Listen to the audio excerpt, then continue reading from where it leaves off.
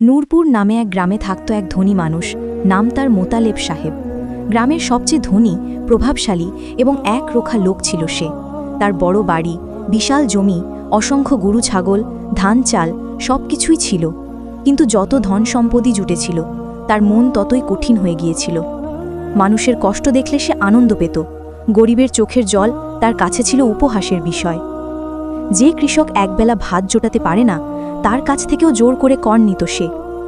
লোভ, অহংকার আর অত্যাচারে অন্ধ হয়ে গিয়েছিল মোতালেব। কিন্তু একদিন অদ্ভুত এক অসুখে আক্রান্ত হলো সে।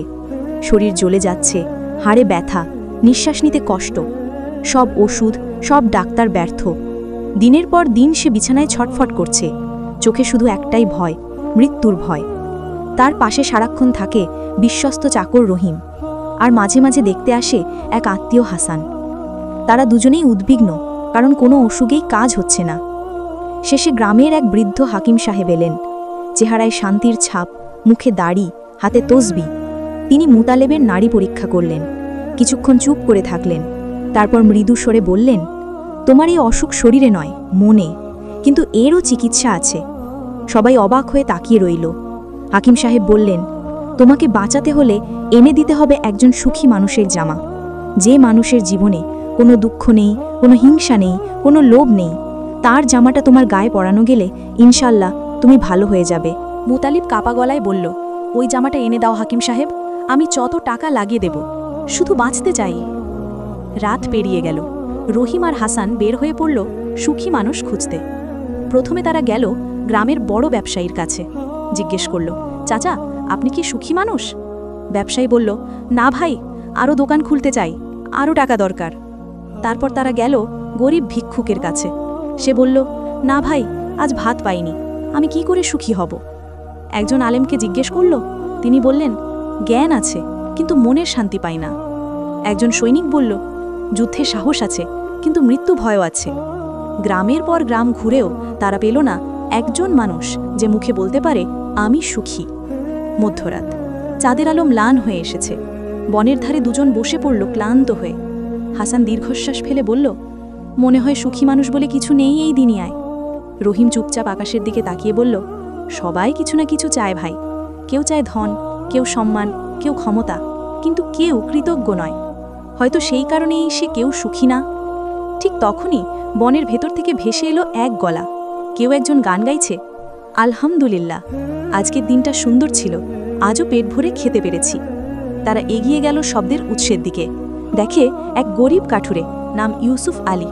তার মুখে হাসি, চোখে শান্তি, আর হাতে একটা কুড়াল। রহিম অবাক হয়ে জিজ্ঞেস করল, ভাই, আপনি এত রাতে এখানে একা থাকেন, ভয় লাগে না? ইউসুফ হেসে বলল, ভয় কেন লাগবে ভাই? আমার রিজিক আল্লাহর হাতে। দিনভর কাটকাটি, যা পাই তাই খাই, রাতে নামাজ পড়ে ঘুমাই, এটাই তো সুখ। হাসান বলল, আপনার কোনো দুঃখ নেই? ইউসুফ মুচকি হেসে বলল, দুঃখ তো আসে, কিন্তু আমি বলি আলহামদুলিল্লাহ, যা আছে সেটাই যথেষ্ট। দুজনেই বুঝল এই মানুষটিও সত্যিকারের সুখী। তারা বলল, ভাই, আমাদের মনি অসুস্থ, তাকে বাঁচাতে আপনার জামা দরকার, আমরা আপনাকে অনেক টাকা দেব। তখন ইউসুফ আবার হেসে উঠল, আমার জামা? ভাই, আমার তো কোনো জামাই নেই। আমার ঘরে শুধু এই পুরনো কাপড়টা আছে। আমার কাছে কিছু নেই, তাই আমি সুখী।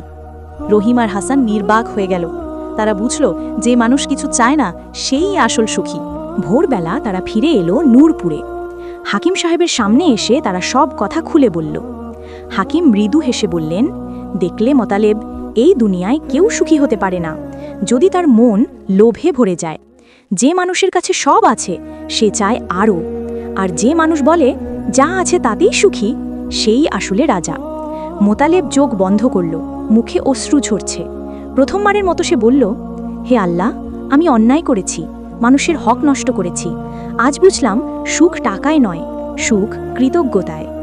হাকিম শান্ত গলায় বললেন, যে মানুষ তওবা করে আল্লাহ তাকে ক্ষমা করেন। তোমার ওষুধ হলো তওবা, ক্ষমা আর কৃতজ্ঞতা। সেই দিন থেকে মোতালেব বদলে গেল। সে গরিবদের সহায়তা করত, মানুষের পাশে দাঁড়াত। গ্রামের সবাই বলতো, যে মানুষ একদিন ছিল অত্যাচারী, আজ সে শান্তির উদাহরণ। এই গল্প থেকে আমাদের শিক্ষা, সুখ কখনো টাকায়, প্রাসাদে বা পোশাকে পাওয়া যায় না। সুখ থাকে কৃতজ্ঞতায়, শান্ত মনের ভেতর। যে মানুষ আল্লাহ দেওয়া সামান্য জিনিসের জন্য আলহামদুলিল্লাহ বলতে জানে সেই পৃথিবীর সবচেয়ে ধনী ও সবচেয়ে সুখী মানুষ।